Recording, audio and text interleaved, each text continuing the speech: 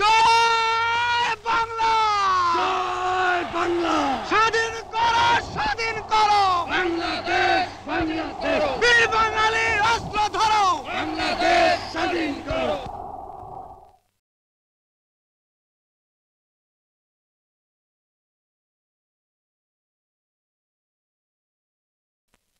স্বাধীন বাংলার জাতির পিতা, স্বাধীন বাংলার জাতির পিতা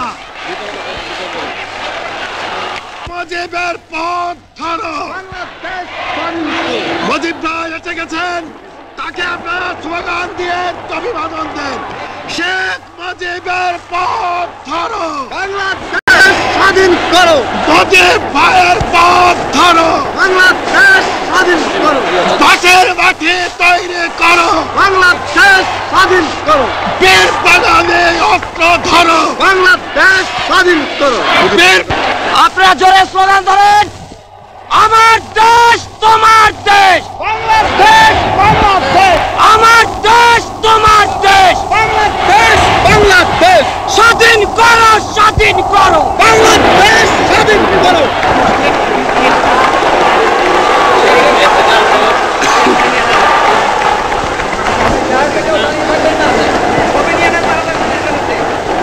ভাইরা আমার, আজ দুঃখ ভারাক্রান্ত মন নিয়ে আপনাদের সামনে হাজির হয়েছি। আপনারা সবই জানেন এবং বোঝেন,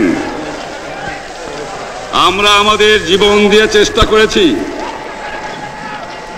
কিন্তু দুঃখের বিষয় আজ ঢাকা, চট্টগ্রাম, খুলনা, রাজশাহী, রংপুরে আমার ভাইয়ের রক্তে রাজপথ রঞ্জিত হয়েছে। আজ বাংলার মানুষ মুক্তি চায়, বাংলার মানুষ বাঁচতে চায়, বাংলার মানুষ তারা আজ তার অধিকার চায়।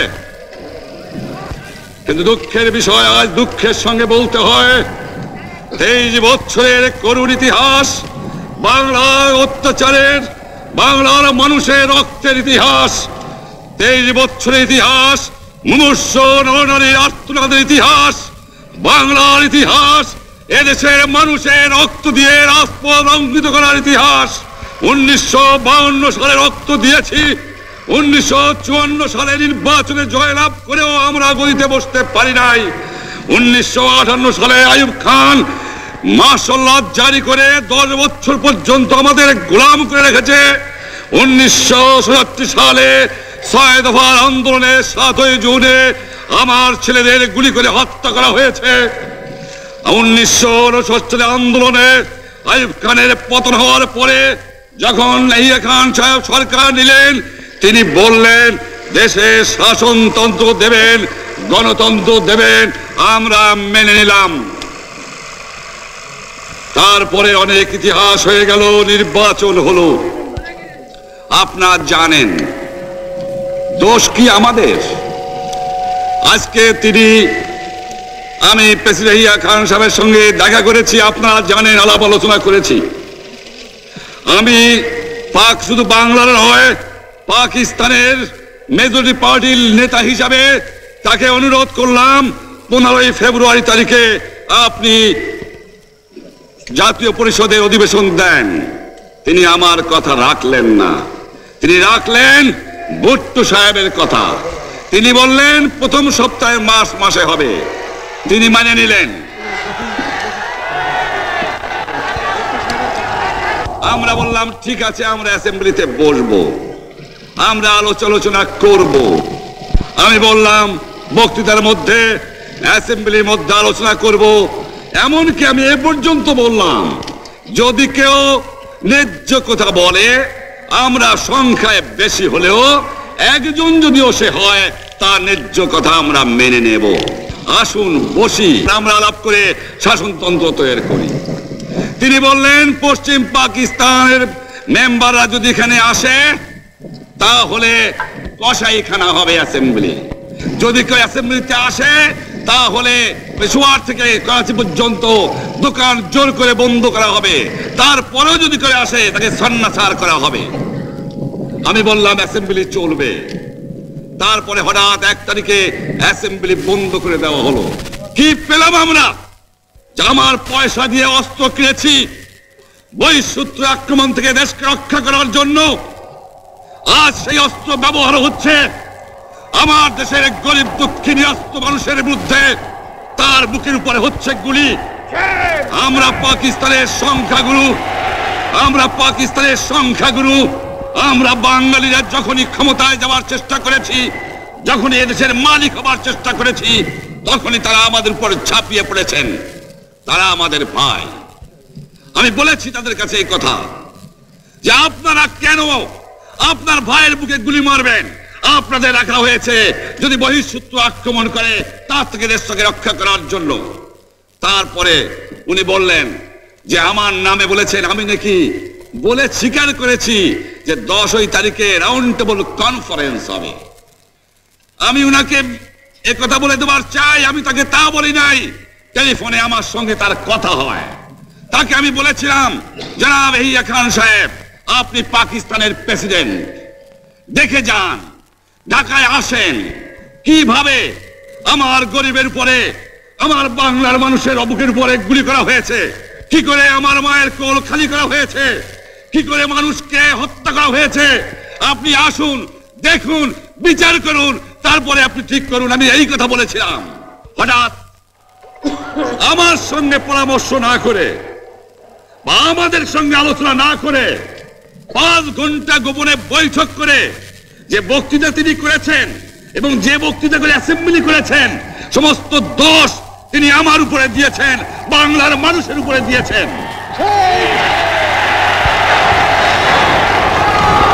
আমি পরিষ্কার মিটিংয়ে বলেছি যে এবারের সংগ্রাম আমার মুক্তির সংগ্রাম, এবারের সংগ্রাম স্বাধীনতার সংগ্রাম। আমার 25 তারিখে অ্যাসেম্বলি কল করেছে, রক্তের দাগ শুকায় নাই।